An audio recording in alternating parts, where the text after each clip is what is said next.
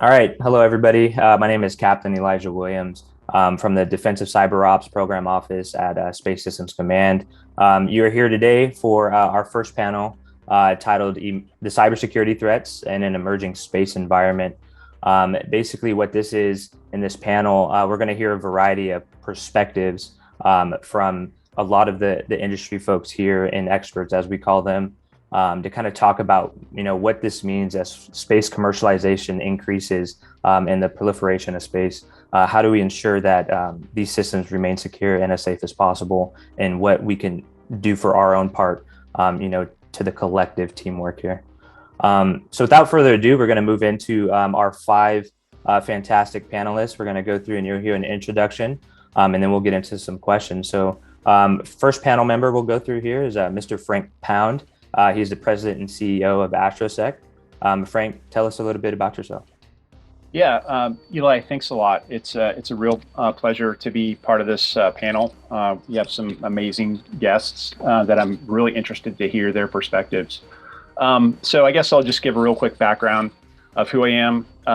Started off getting into space and cybersecurity. I guess that was influenced by growing up here in Brevard County, across from Kennedy Space Center. I've always had a passion for space and technology. Spent my childhood programming 8-bit computers, the Atari 400 and Commodore. So eventually, my career led me into the Marine Corps as an intelligence analyst for some special forces units. I was in a radio reconnaissance platoon. I did that for a while. I left active duty, finished school in computer science, and immediately dove into a coding job on the U-2 ground station. So that was sort of an eye-opener, seeing the ancient software that was operating some of our amazing assets. And I thought, man, we can do better than that. So I eventually left that job and ended up working for a network startup, building a network security appliance in 2001. We ended up losing our venture capitalist funding and during 9/11, which was really unfortunate. But it was serendipitous because I ended up in a cybersecurity job developing tools and capabilities for the special forces community. I continued that line of work. I eventually got recalled to deploy to Baghdad in 2003 in support of the same group I was working for as a civilian, which was great. And then in the fall of 2003, I returned from deployment back into my civilian job. Fast forward many years, I ended up at DARPA, the Defense Advanced Research Projects Agency, as a program manager there. I ended up running some fairly large programs, and cybersecurity one was called Plan X. I also had some smaller programs involving the cybersecurity of robotics systems, specifically the robotics operating system. I funded a new secure version of that as a program manager, and also investigated some other programs involving the blockchain for satellite telemetry. And so now I'm a technical advisor on the HAS2 program. Awesome. Thanks, Frank. Good experience there. I love the background too. Shout out to that Hackassat there. Thanks. All right. Moving on to our next panel member, Dr. Joel Moser. Currently, he is the Director of Science, Technology, and Research for U.S. Space Force. Doctor, go ahead, take it away. Yeah, thanks. And thank you, Captain Williams, for the invitation to be here today. This is an exciting event, and I look forward to the panel. So yes, my official title is Director of Science, Technology, and Research for the Space Force. Some people just say the Chief Scientist of the service, the Space Force. So my job is really to take the commander's guidance from the Chief of Space Operations and the Vice Chief and convert that to science and technology objectives and priorities for the laboratories such as Air Force Research Laboratory, as well as academia and industry. So trying to take those big picture needs and break it down into bite-sized chunks for research. And I really get involved with things from short-term, mid-term, and long-term. For the short-term, we're really talking about current systems, things that we have on orbit, constellations that the Space Force runs. And we take inputs from folks like U.S. Space Command and the other folks that if there's a gap or a need in the capabilities we have, we try to figure short-term solutions to meet those gaps and end up working through places like Space Systems Command to acquire those things. For the midterm, we're really looking at the next generation of the Space Force. Where are we going from here over the next 5 to 15 years or so? And from there, we work very intimately with the Space Warfighting and Analysis Center, or SWAC, that's really tasked with force design, trying to come up with the next generation Space Force. And so, again, we take their inputs and provide a breakdown of the science and technology. And then finally, for the long term, and this is kind of the exciting stuff that we do, is we're really trying to figure out what does the Space Force look like 15, 20, 30 years out in the future, and how, with this expanding space domain, what are the things that the United States Space Force will be called upon to do over that time frame? And how are we going to do that? What technology do we need to be investing in today to get there? So that's a lot of the long-term stuff that my office does.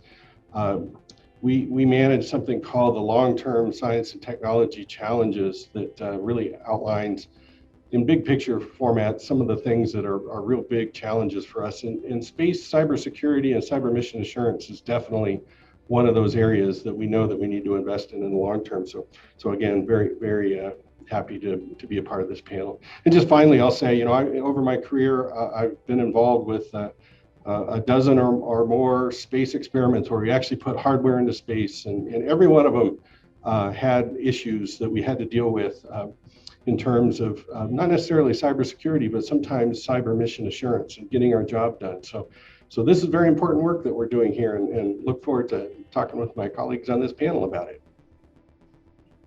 Absolutely. Thanks, Dr. Moser. Yeah, you definitely have the unique position to have to, think in the future as best as you can with this, rapid industry that we're in. Appreciate that. All right, next panel member we have here is Ms. Erin Miller, who is the Executive Director at the Space Information Sharing and Analysis Center, also known as Space ISAC. Go ahead, Erin. Thank you.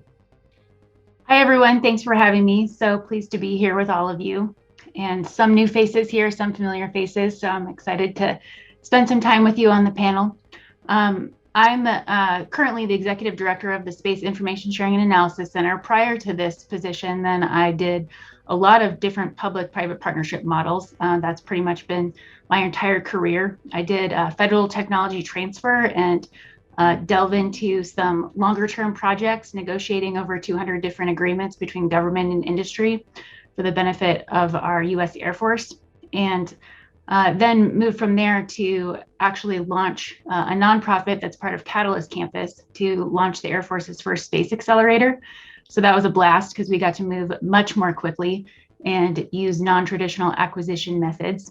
And then from there, I moved to work at the National Cybersecurity Center, where I've spent the past 3 years launching the Space ISAC after the S&T Partnership Forum made the public announcement for the need for that.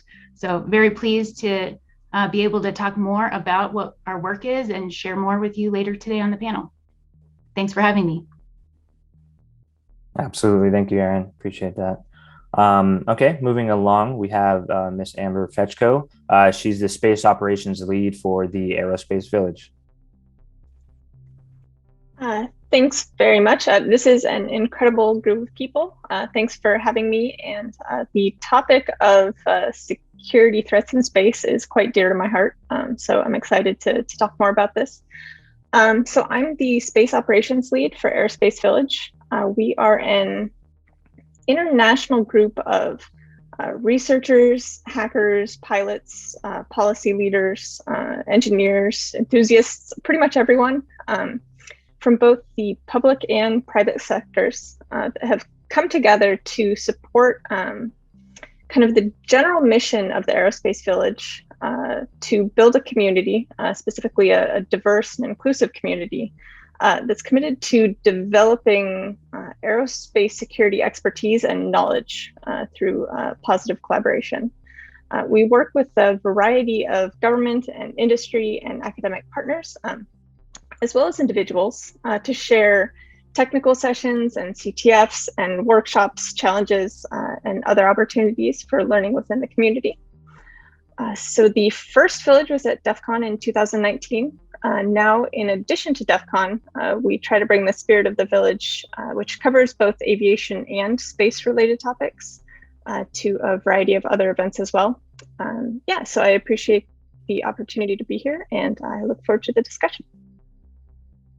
Awesome. Thanks, Amber. Yeah, it's always great seeing the aerospace village there in DEF CON. Really enjoy that section. Okay, lastly is our last panel member, Mr. José Pizarro. He's a system engineer for the European Space Agency. Go ahead, José. Hi, Captain. Thanks to everybody for inviting me to this great discussion that we're going to have today. Currently, I'm working for the Technical Directorate for the Software and Future Technology for the European Space Agency. That's quite a mouthful. In the past, I've done everything from writing simulators for very large telescopes to pulling network cables under floorboards in Russian cosmonaut training facilities.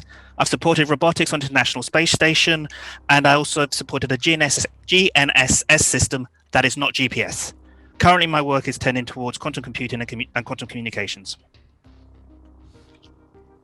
Awesome. Great. That's good stuff there, Jose. So as you can see, we have a very diverse group here within space and cyber, and a wealth of knowledge that we hope to tap into here when we move towards more of our specific questions for our members.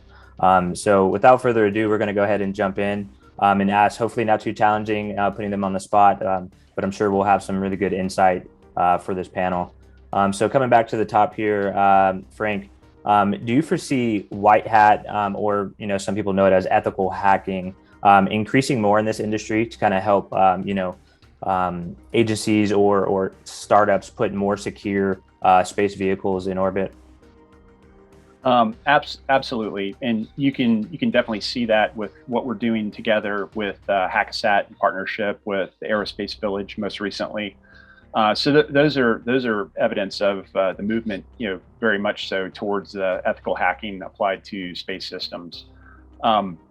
More broadly, though, I think so. This whole idea of hacking your own systems, sort of being the adversary against your own systems, although it's not new, it's something that's been sort of practiced at DEF CON proper, probably for the last 25 years in the various capture the flag contests that they've had. And if you look across industry and you look at the government, you can see pockets of that occurring as well, where you sort of take a friendly black hat approach. I won't necessarily call it white hat, because you have to sort of be and put yourself into the adversary's shoes, act like the adversary. And the closer that you can get to that model, where you're truly acting like a no holds barred adversary, the more likely you are to find critical issues with your own systems. And then be able to get in there and either patch them or mitigate the systems engineering design that allowed it sort of to happen. So it's definitely something where there's a big movement afoot right now. In the past, when I was at DARPA, I had a very strong interest in the cybersecurity of space systems. And I took a team of mine out to a NASA facility in West Virginia called the Katherine Johnson IB&V Center. And at the Katherine Johnson Center, they had a space IB&V lab, and they had a simulator program where they built software-only models of some of their high-profile spacecraft. And we got into this discussion about, exactly, how are you doing this, and for what purposes? And the primary purpose really was to allow the software engineers and developers to speed up the process by which they develop software, with a sort of a accidental secondary effect of being able to improve the security of their software as well. And then we proposed this crazy idea of fuzzing. Fuzzing is the input of malicious content into API application programming interfaces for software, malformed inputs, to try to tease out some of those bugs and things like that. So in the government, there was definitely some sort of white hat, a black hat style testing taking place, but it wasn't really well known. And I think the HAS2 program has certainly brought that to the surface. And here at AstroSec, we're really excited to be part of that whole movement. Awesome. Thanks, Frank. I do have a small follow-on for you. So in your opinion, where do you think we should bring in, say, black hat or white hat or ethical hackers in the process of, is that in the design phase? Is that when we, finally launch something? Where do you think this should start occurring? Well, it's never too soon to start. And I guess going back in history, if you think about the development of the internet, a lot of people think that security was an afterthought when the internet was being developed. And I'll say this, after doing a lot of research and having been at DARPA, you get access to a lot of the great minds who helped create the internet back in the day. Vint Cerf and his crew. So it was great being able to talk to some of these folks who were involved in the original design of the internet. And I will say that there was definitely some concern about malicious actions being able to get a hold of some of these early time-sharing systems that were being considered as nodes on the internet back in 1971 and 72. In fact, Hanscom Air Force Base in 1972 published a series of papers evaluating the cybersecurity of time-sharing systems, and they also talked about virtual machine breakouts. Now, if you think of virtual machine breakouts, you think of the cloud, like Amazon AWS and Microsoft Azure. They were talking about this in 1972. Unfortunately, though, what happened, I think, is that the internet became commercialized very quickly. Back in probably 1990, it was opened up for commercial applications. And then we sort of lost the edge to go and adapt some of these good foundational principles that were discovered in some of those papers. So it wasn't that they forgot, it's that the commercial industry went past where the academic and the government institutions were ready. And right now with Hackasat, I think we're right there at that sweet spot where we do have a chance to inform industry and sort of grapple with some of these really hard problems before it turns into another sort of, cat and mouse game like we have with the internet. Absolutely. You hit it right on the head there. Appreciate the insight on that, Frank. All right, moving on to our next question with Dr. Moser. And I mentioned you had the hard, situation of planning ahead of time and where we put in key research and investments. So my question for you is, as the space domain continues to evolve at a very quick pace, what do you see as key investments or research areas to ensure space remains as safe as possible and resilient? Yeah, thank you. Well, let me first start to answer that question by talking a little bit about what the actual mission of the United States Space Force is. And so I'll read it. The official mission is that the United States Space Force is responsible for organizing, training, and equipping Guardians to conduct global space operations that enhance the way our joint and coalition forces fight, while also offering decision makers military options to achieve national objectives. So that's the big picture. And there's a lot in that. And so I'd like to break that down a little bit. And I like to think about three components of that mission. There's the mission to provide services to the joint fight. This is something that the Air Force has done for many years using space assets. But it also mentioned that we have to provide independent options to our national leaders involving space and things happening in, from, and through space. And then finally, we also have a mandate to protect U.S. interest in space writ large in general. So I'd like to break down, kind of where I see investment needs to go in terms of those three areas. And so the first thing is the obvious one, the providing services to the joint fight. One of the things that the Space Force allows, and our space capabilities allows the United States to get involved in wars in the way we like to do it. That is across the globe on somebody else's turf, not on our turf. So we provide the satellite communications, the ISR, the PNT, the position, navigation, and timing, that allows us to do those remote operations. And that's only going to grow in the future.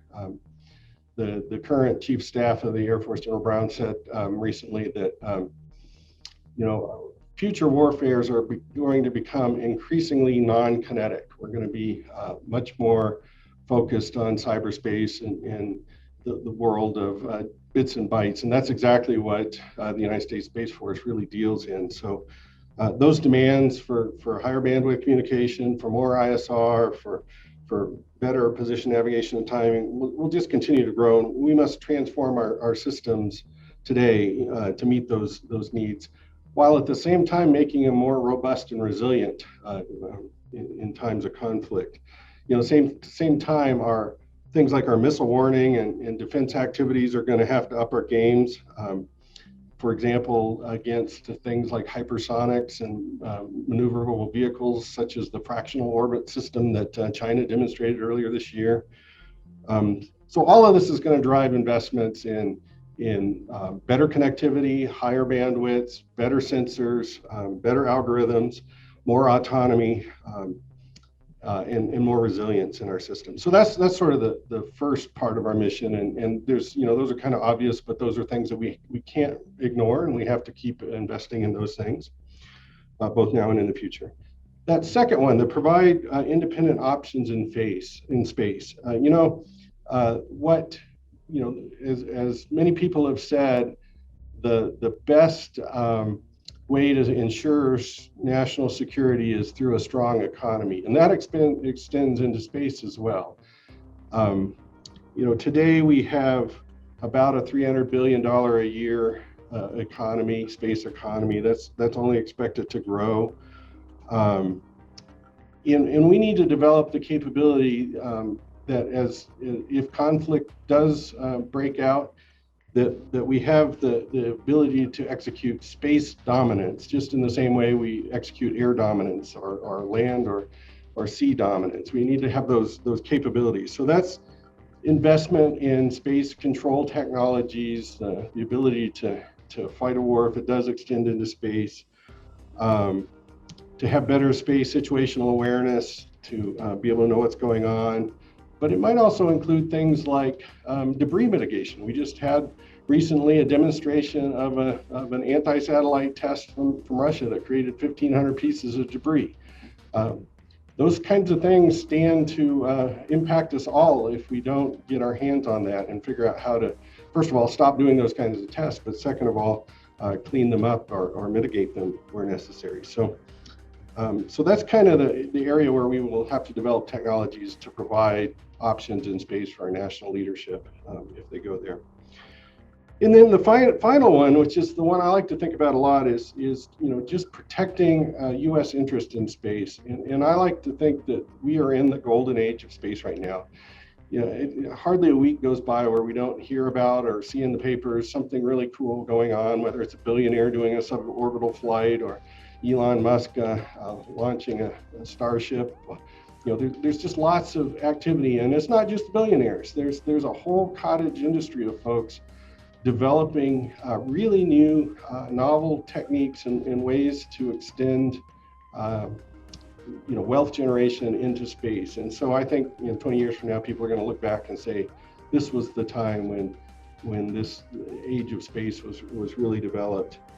Today there's about, I mentioned there's about $350 billion a year of global space economy. There's about $450 billion of United States flagged assets in space today. That's either government, civil, or commercial spacecraft. Of course, the United States Space Force needs to protect all of that. But in the future, that's only going to grow. We're going to expand further out. We're going to be looking at the moon. We're going to be, people who have ambitions to go to Mars. The United States Space Force needs to be prepared to follow all that activity. We need to invest in the technologies and the science that will enable all of that. Because again, the best way to assure national security is to make sure we're as strong technically and economically as we can be. And so we're investing in a lot of these long-term things, such as in-space assembly and long-term development in space, logistics in space, things like that. Very exciting times. And then lastly, just to talk a little bit about cybersecurity, our cyber mission assurance. And this kind of follows on what Frank was saying, is, we are at the beginning of a great expansion in space, and we need to start thinking about what the implications are of security in this cyber domain. But we need to think about it differently. It's not just that we need to apply security to our future systems. We need to design them from the ground up to be mission assured. And that really is a paradigm shift. This means thinking about how do we build a system to be redundant and able to transmit the most critical data that we need transmitted at the most critical time, even in the fog of a conflict.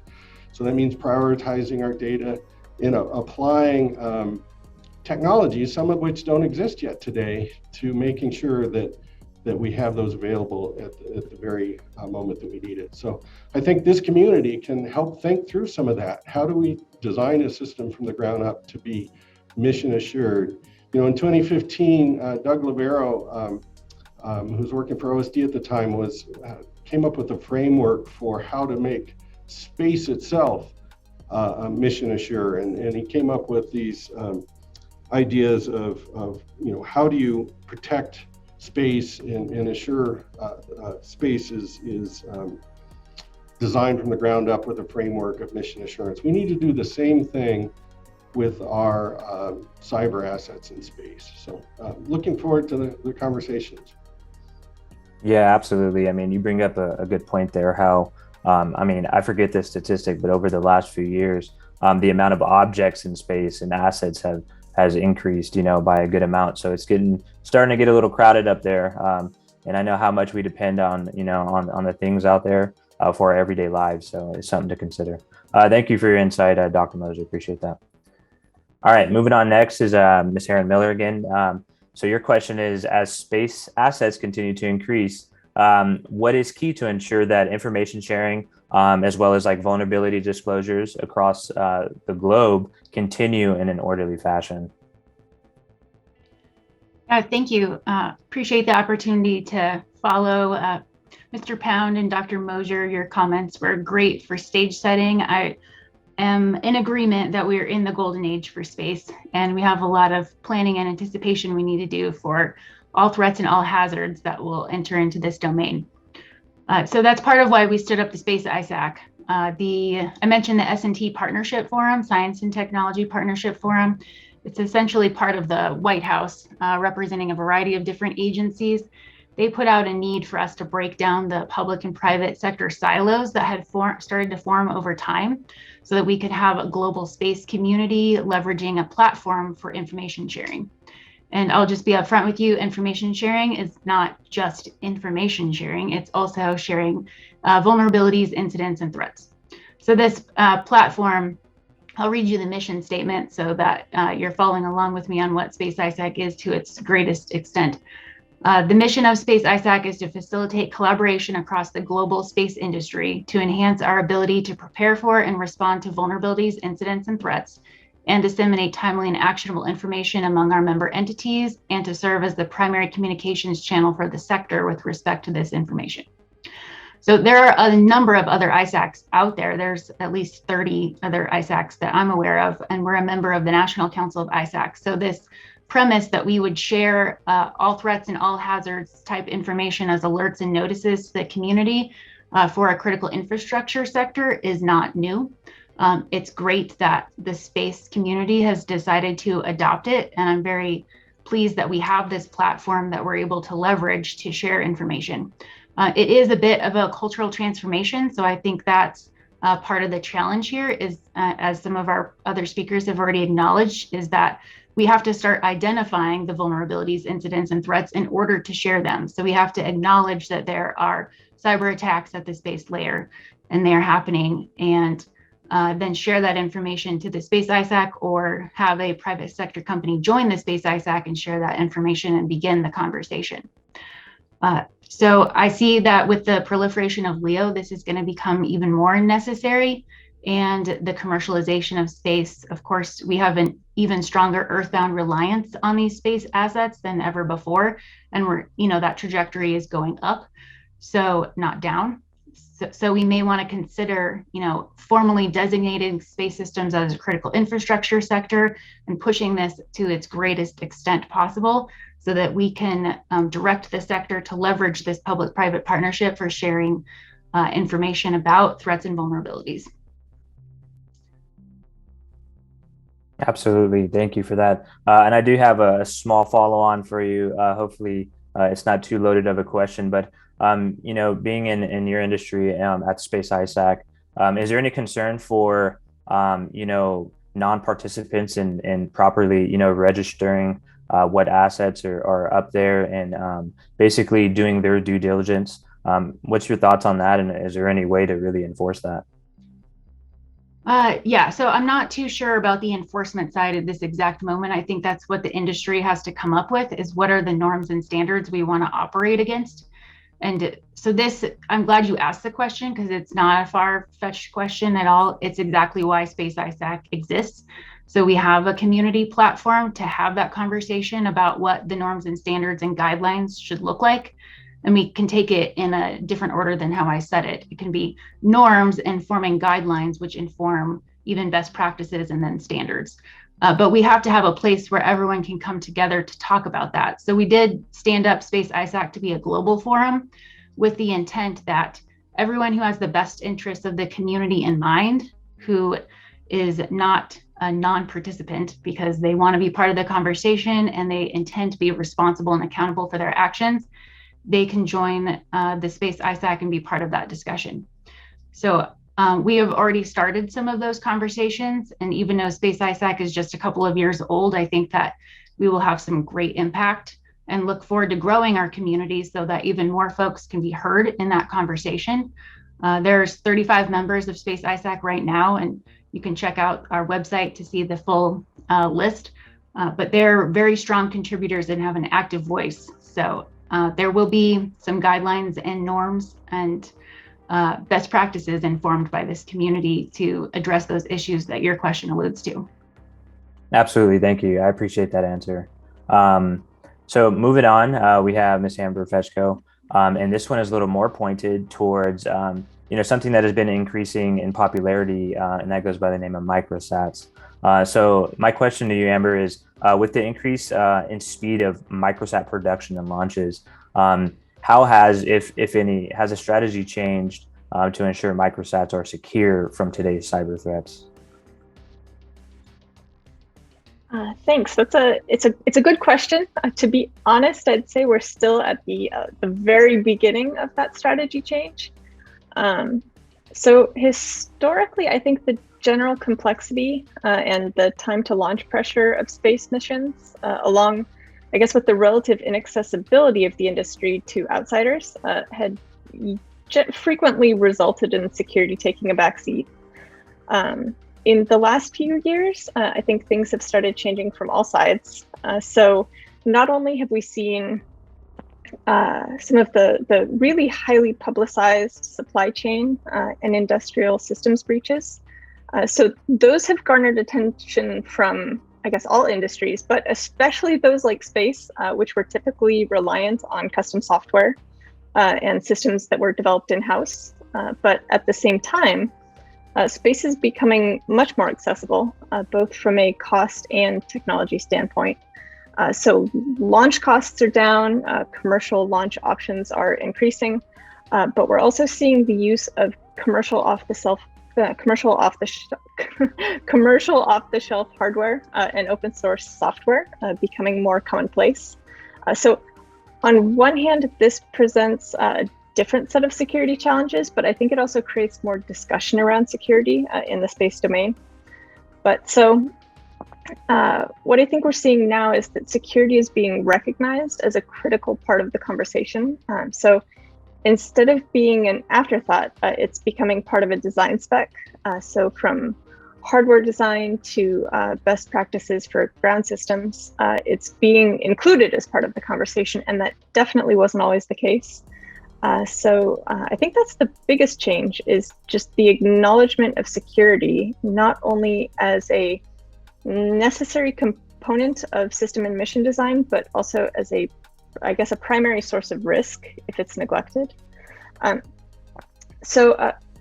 With organizations like Space ISAC facilitating collaboration across the international space industry, but also initiatives like Aerospace Village that are working to build a community of hackers and engineers and security researchers.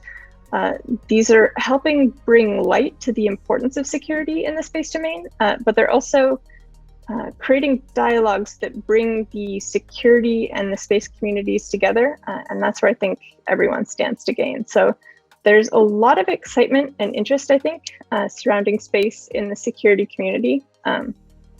And I think anything that encourages that collaboration or creates an opportunity to learn or develop new skills, or also inspires future space security leaders will only make space more secure for everyone. Awesome. Yeah, that's really good points there. And I'm glad you did bring up the supply chain, because that is definitely going to be something that with it, like you mentioned, the high demand, the lower cost, the speed increases, something definitely to be considered, and it kind of changes some testing aspects of operational tests and developmental tests. So I'm really glad you hit on that point. And our next panel member might even be able to kind of shed some light on some coding and testing. Mr. Pizarro, you hold a unique position here, with the European Space Agency, with multiple, nation states involved there. So how has the rapid evolution of space changed, the European Space Agency's approach to address software security testing or secure coding practices, while trying to keep a high rate of speed with the industry? Thank you, Captain Williams. You gave me the easiest, not the easiest question to last, I noticed. Well, given ESA has 22 countries as member states, as well as being involved with numerous international partners on a plethora of science and human spaceflight missions, we work with NASA, we work with Russia, we work with Japanese, etc. It's hard to say how the evolution of space has changed ESA's approach. One of the first challenges we had, though, was to convince both our user communities and our industrial partners that security was applicable to all space missions and support infrastructure. We, as a civilian organization, had a great battle, unfortunately to use that phrase, to convince them that the word security wasn't just about military or government or super secret satellites. It was applicable to them.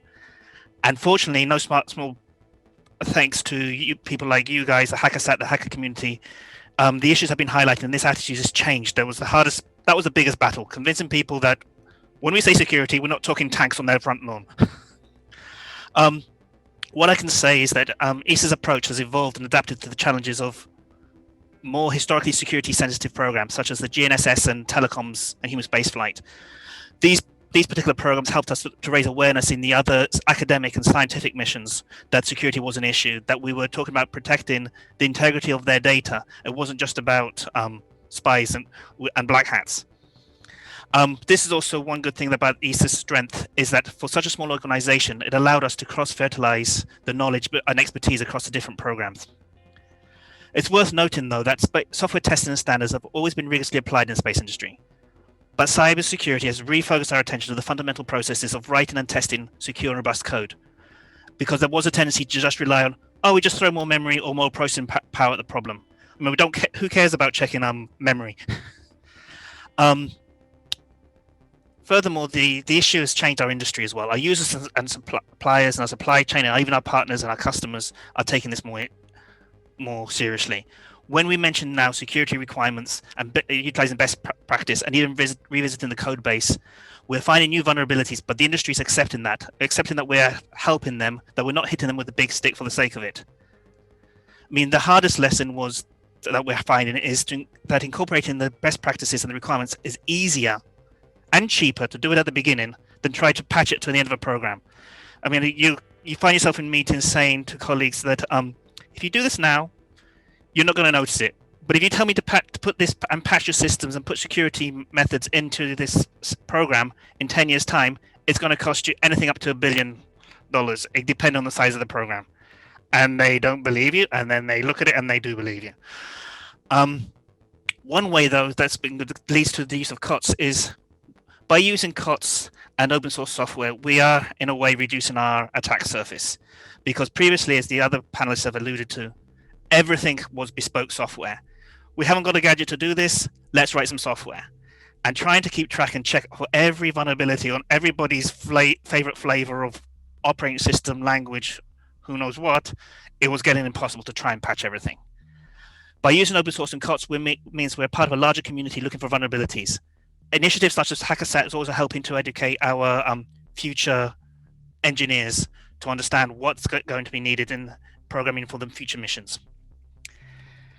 In the past, people believed our systems were safe and protected because they were so obscure and difficult to access. As the other panelists alluded to, this is not true anymore. It's getting easier to access space systems. I mean, you go to any is it a hardware store in American that you go and you can pick up any little gadget that allows you to access signals. One of the biggest wake-up calls for our community was back in 2012 when there was well, for want of a better word, a grey hat group used a simple SQL injection and that managed to attack the systems for ESA, NASA, and the US Air Force. Granted that the systems were just external systems related to public relations, but it was a big wake-up call for our organizations to realize that these systems also affect reputation, and affecting your reputation is as bad as losing a spacecraft. Does that answer your question, Captain Williams? It does. You did well there. I appreciate that.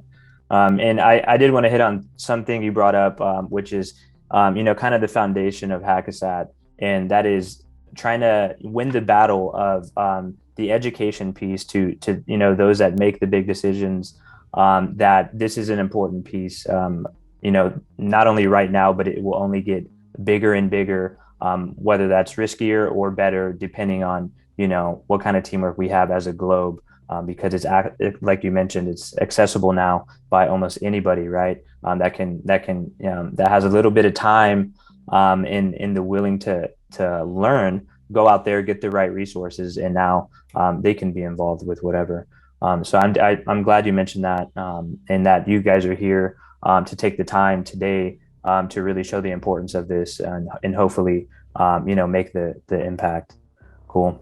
All right, so I appreciate we heard a solid question and answer from each one of the panel members here. I'm going to now move into some general questions about space that is open to answer, and kind of crosstalk between all of your different diverse perspectives. So the first one is kind of a big question that a lot of people ask, and we've been seeing a lot of commercial flights go on. And it may even look like an entertainment piece, but what do you think the future of space looks like for us? Is it going to be vacation destinations on the moon, or what do you think is the next big thing that we're trying to do in space? I'll step in and say just a few things about that. So nothing in space is really going to work unless there's some sort of a financial incentive to get something out of it. The government can only invest so far, and then the commercial industry sort of has to take advantage of some of that early research and commercialize it. And you can see that too with, I think last January, SpaceX just launched 143 satellites at once on the Transporter-1 mission. Most of those were, I think, commercial in nature. 10 of them were Starlink satellites, which is a company related to SpaceX for commercialization and low Earth orbit communication systems. The other areas where I see a lot of investment in the commercial industry is in resources, space-based resources. Maybe not in the short term, but certainly in the long term. And I think Japan was the first country to actually perform resource extraction from an asteroid. They returned an asteroid sample to Earth, and then the United States followed up right after that with their own return mission.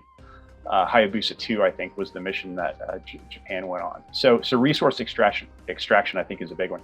I think the Moon and Mars missions are also going to be eventually commercialized. I think the Moon is going to be a big source of resources for us.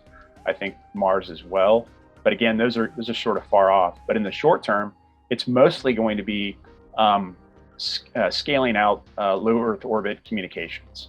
And I think companies like OneWeb, Starlink, and several others who are putting up proliferated low Earth orbit constellations for global communications coverage. So essentially, there'll be cell towers in the sky. We won't have dead spots anymore in the future. So I think that's probably the short-term area where commercial companies are going to be putting their investments. Now, space tourism is also going to be popular, but I think it's going to be dwarfed by the communications commercialization efforts for sure. So I'd like to second what you said, Frank. And you know, for space to be long-term sustainable, it does have to be wealth streams. It's got to be commercial business cases have to close, and then great things will happen. So I totally agree with you. A few years ago, we did a study on what the future of space all the way out to the year 2060 could look like. And that was one of the things that we looked at is, you know, either space is going to be about the magnitude economically that it is today, or it's going to grow tremendously with all these folks that are thinking of resource extraction and mining of asteroids and all kinds of other business ventures in space. So those are kind of two different extremes.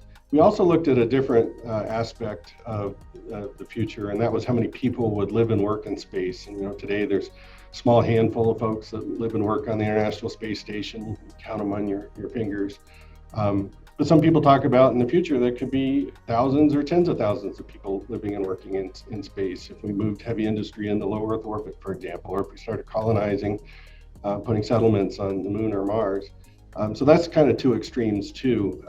Either it kind of stays the way it is today or it grows tremendously. Reality is probably going to be somewhere in the middle. And then the third thing we looked at is who's going to lead all of that? Is that going to be led by freedom-loving countries and rules-based order, or is it going to be a more authoritarian sort of development that grows all of that? And so that's kind of another set of two extremes. So if you think about that, that's three different things we looked at: people, money, and leadership, with two extremes. So that's 2 times 2 times 2 is 8 different futures we looked at. Who knows what the real future is going to be? But it's kind of interesting to think through some of the extremes and the possibilities. Just from that one perspective alone. Maybe I could follow that up. I think you're right, but a lot of the things you present in like the space tourism it's nice to sit for the big picture. Where space is probably like the middle ground is going to happen is the sleeping giant, like the GPS program. Nobody really realized that the whole planet depends on that now. I think there's going to be probably some other infrastructure that some small agency or from whatever country is solely setting up now. Setting up that none of us realize that our whole industry will depend on. It's going to be. I think there's probably a lot of simple, small little infrastructure projects that we are all aware of, but that aren't glamorous, that aren't sexy. It's the railroads. It's the putting the power cables across the continents. They're boring stuff, but that's the stuff we're going to start realizing is really driving space, which then leads on to the access to the resources further on. But the boring infrastructure thing, the guys who build the railroad and the roads, nobody noticed them. They don't get the nice, pretty pictures in the press. But saying that, the space tourism guys, going up to low Earth orbit, is also useful. If you compare that to the 1909, 1908, people playing about with, for want of better words, kites with engines on. Look where we are now, 100 years later. That's also kind of we can laugh at all these people, billionaires spending a huge fortune, but 50 to 100 years time, who knows what we're doing? All right, Aaron, you have a hand up here. Yeah, I just wanted to tag on. I was making a list of all the things that I've heard of recently that might be happening, so I'll just go ahead and name those off for you. There was a futurist session that took place at the Valley of Space Summit like a month and a half ago now. Space ISAC convened that for 2 days, and at the end we asked people what the future might look like, and they said a massive amount of use of artificial intelligence and machine learning should be expected in space, blockchain applications for space. And then someone said cyber on the ground, the way that we experience it today, just the challenges that we face, we should expect that to happen in space just the same way, all the same types of attacks just translated to the space layer. And so other infrastructure comments that I've heard recently, data centers on the moon being developed, commercial ISS equivalent, an ISS equivalent for around the moon, of course, 6G implications, 5G and 6G implications for space use, technology advancements that will allow us to take the shortest route to success. So using space as the shortest route because transmission of data on the ground won't be the shortest route anymore. emergency services in space. Someone told me that, there's no 911 in space, or, that's a US construct, but emergency response. So what about that? There kind of is, actually. Oh, really? Yeah, COSPA, SARSAT, search and rescue satellites. Actually, most of the satellites now, a lot of them, if you have the right transponder on your airplane or on your boat, you can transmit a signal to a GNSS satellite that will transmit to the emergency services and will respond to you to tell you your call's been heard, someone's coming, give them an hour or two. So okay, it's not quite 911, what is the nature of the emergency, but almost. Yeah, Sorry. This was in the context it's kind of a little of, a bit too close to my heart, that one. This was in the context of travel tourism. So how do you rescue a cosmonaut or an astronaut if there's a disaster, that kind of thing. But yeah, all of it's going to have to be considered at some point. And then space debris extraction, we've heard about that, but I think that will continue to grow as an industry because there is a drive for it. There's a return on investment. And that's what I've got.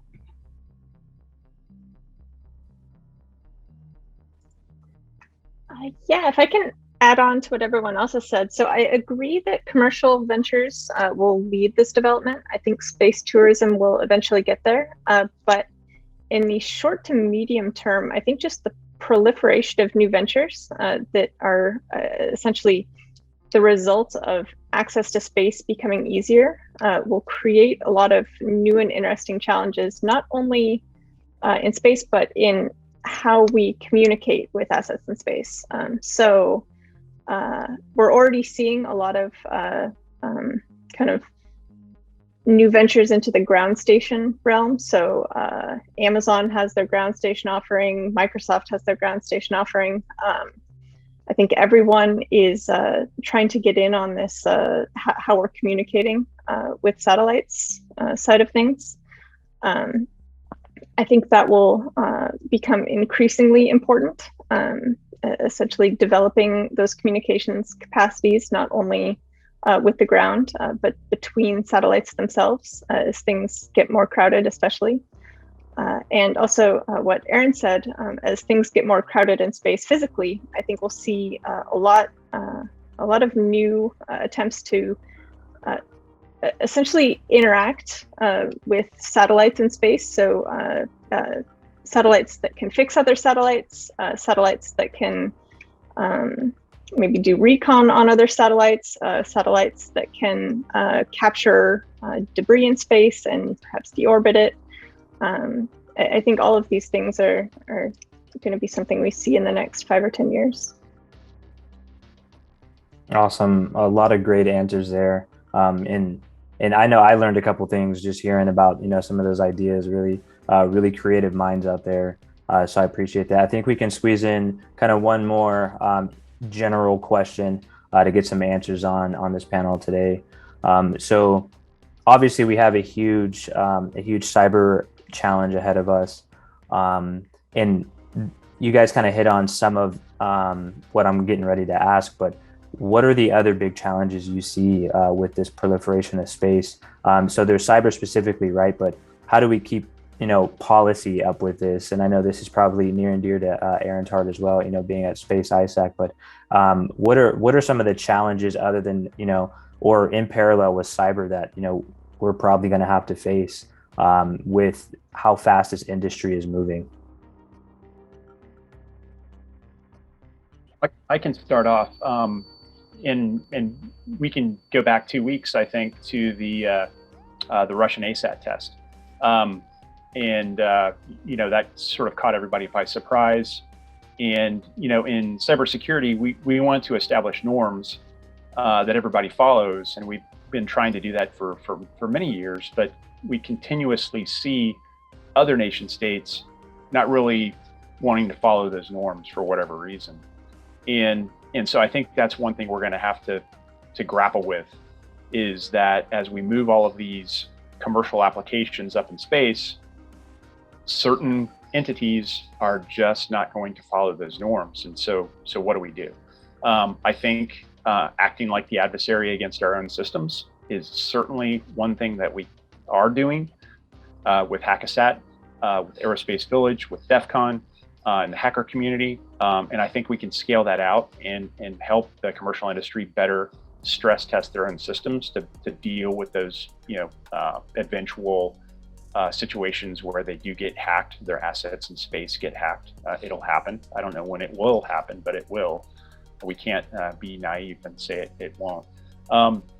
The other things I think we need to think about too is that, with all of the different countries that are building amazing applications in space, we do probably have some good standards. I think the European Space Agency and NASA work very closely together on standardization, from everything from the design of a ring used for docking and the mechanism by which resupply missions dock with the ISS and future sort of cislunar applications.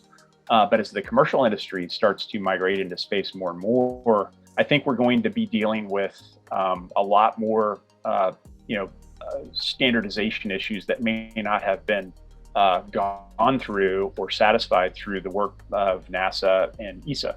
And so if you think about if we suddenly join together the roads of Europe with the roads of the United States and the roads of Japan and the roads of Australia, you've got steering wheels on the right, steering wheels on the left. You've got people that know the rules for some places and others. It's sort of a hyperbolic example, but I think if we don't grapple with that now, sort of in the same way we're doing that with Hackasat, I think there could be,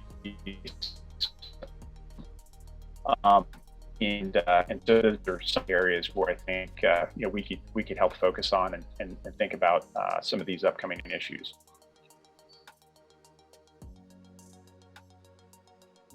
Excellent. Any other comments to follow Frank there? Or? Yeah, I have some thoughts. Okay, Aaron, go ahead. I think we are going to have to focus on how to organize a response to incidents that occur in space and ensuring that we have exercises that are taking place. Space ISAC recently ran an exercise last Monday that looked at cyber effects on space traffic management. And we started with our private sector members experiencing that and talking through it, looking at what they would share with the Space ISAC Watch Center. So I think more of that with more stakeholders will be essential. And so our next version will include our partners, which is government, US government, and potentially international partner governments. And then also looking at the lexicon that's required so we all speak the same language on this topic.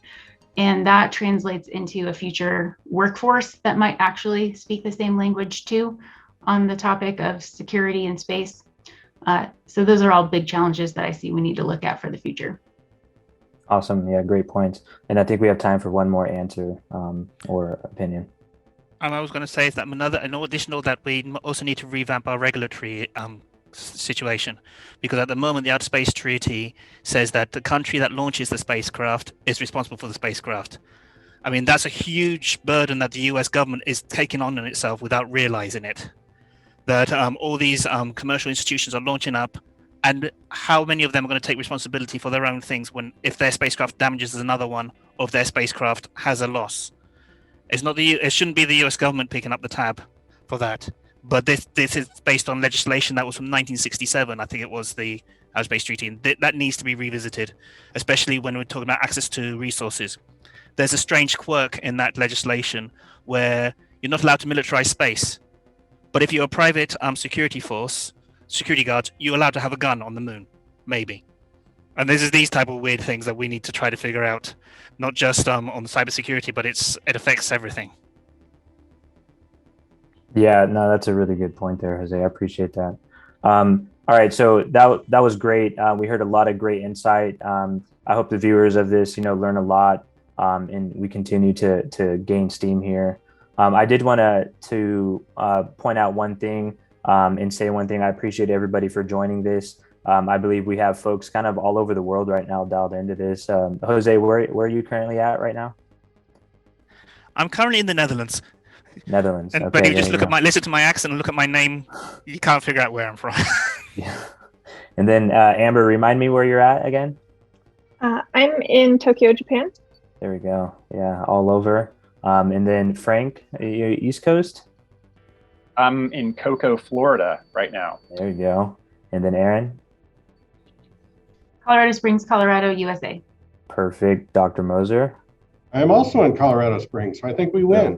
All right. Yeah, Los Angeles here. No, this is great. And kind of wrapping this panel up, you heard a lot of different variety on emerging threats in space, especially with cyber in mind, from different experts here across the industry.